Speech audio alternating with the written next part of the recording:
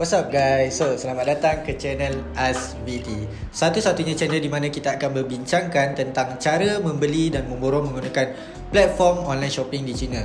So, kalau korang ada sebarang pertanyaan, tuliskan sebarang pertanyaan korang di ruangan komen di bawah ni, okey? Jangan lupa subscribe YouTube channel kami dan jangan lupa like FB page kami. So, seperti yang korang sudah sedia maklum, membeli dan memborong di China ni korang boleh dapatkan harga yang berganda lebih murah berbanding korang beli di Malaysia. Dengan produk yang sama, dengan jenis barang yang sama, dengan kualiti yang sama, korang boleh dapatkan harga separuh lebih murah tau.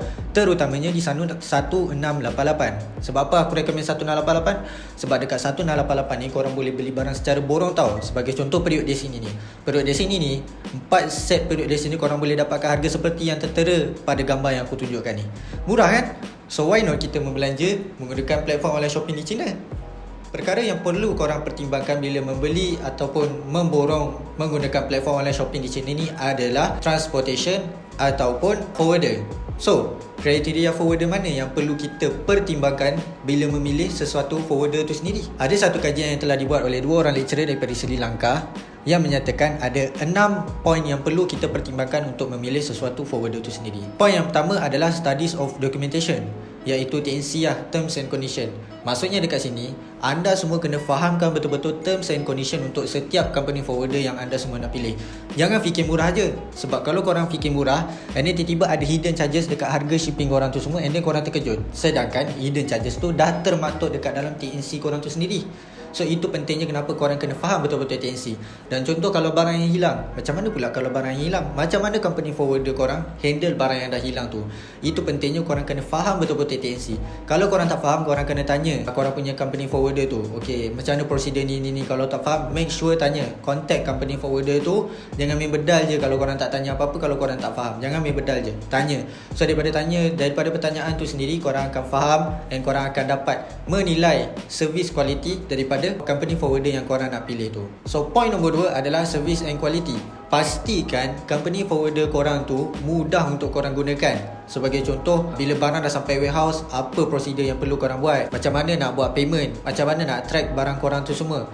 Make sure korang faham and korang kena tahu service and quality yang telah ditawarkan oleh forwarder korang tu berbaloi untuk korang and mudah untuk korang berurusan. Yang paling penting, korang kena try lah buat perbandingan antara membeli 1688 menggunakan forwarder dan tidak menggunakan forwarder. So korang kena buat perbandingan antara dua tu. Bila korang dah buat perbandingan antara dua tu, dan korang akan nampak betapa berfaedahnya kalau korang membeli di 1688 menggunakan forwarder.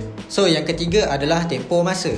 Tempoh masa ni korang kena betul-betul buat research. So kalau macam barang tu daripada China untuk sampai ke Malaysia, kebiasaannya ambil masa berapa lama. So korang kena buat research dengan benda tu. Yalah, kenalah berbaloi kan. Korang pun mestilah tak nak tunggu barang korang lama sangat, betul lah. That's why lah pentingnya kenapa tempoh masa tu adalah satu benda yang sangat penting untuk korang semua. Yang keempat adalah pricing.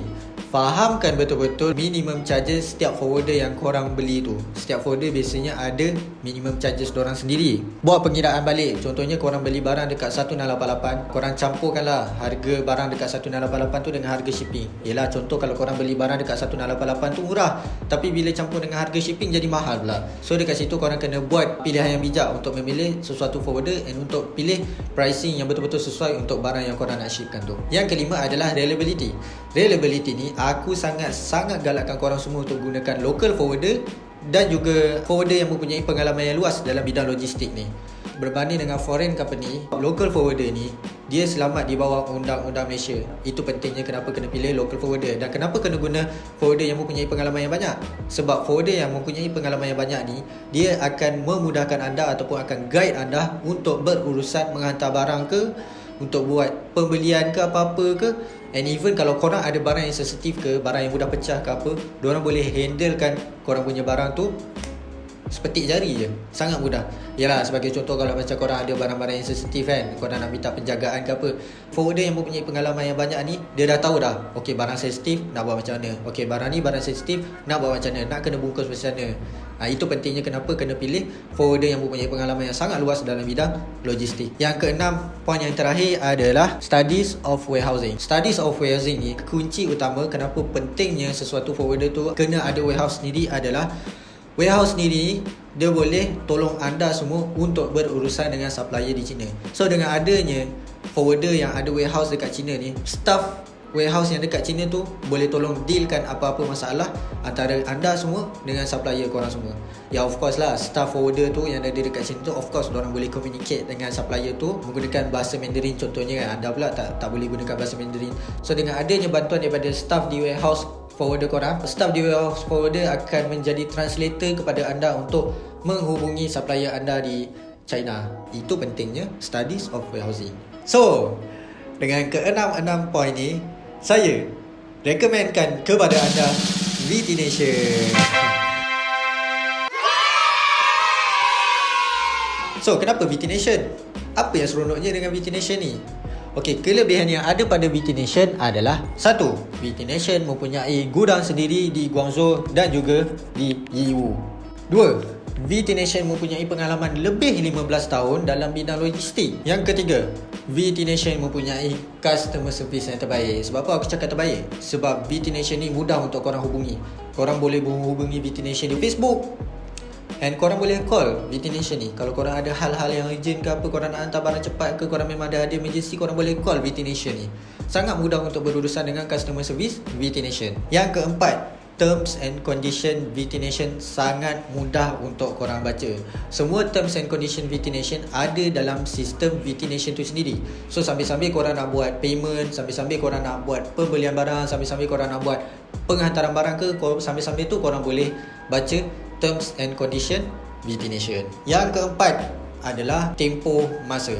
Tempoh masa VT Nation ni ambil masa tak lama pun guys. 3 minggu je untuk pengangkutan laut dan 1 minggu ataupun 7 hari bekerja untuk pengangkutan udara, kapal terbang. Dan yang last sekali, ini yang paling best, VT Nation mempunyai satu sistem yang boleh membantu anda untuk memudahkan segala urusan anda. Sama ada urusan membuat pembelian barang, sama ada urusan untuk buat penghantaran barang, ataupun sama ada urusan untuk buat pembayaran. Mudah saja. And yang paling menariknya dekat sistem VT Nation ni, VT Nation menyediakan satu kaedah buy for me, di mana buy for me ni kami akan membelikan barang untuk customer. So customer dah tak perlu nak pening-pening dah. Macam mana nak buat Taobao ni? Macam mana nak register Taobao? Macam mana nak cari barang dekat Taobao? Taobao ke 1688 ke? Customer dah tak perlu nak pening-pening semua benda tu. Diorang hanya perlu cari barang di Taobao ataupun 1688, copy link barang dekat atas tu, and then pastekan dekat buy for me, and then VT Nation akan belikan barang untuk anda semua. Mudah je kan?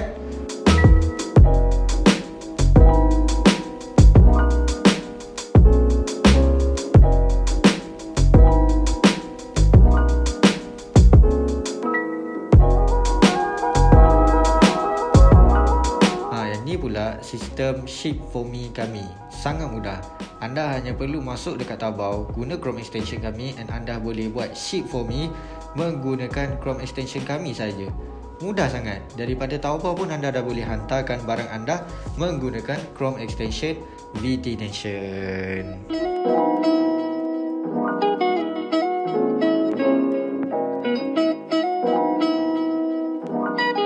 So, untuk video part tu, aku akan terangkan kat korang semua macam mana kita nak cari barang dan macam mana kita nak cari seller yang terbaik di 1688. So korang kena tunggu untuk video part tu. Ciao.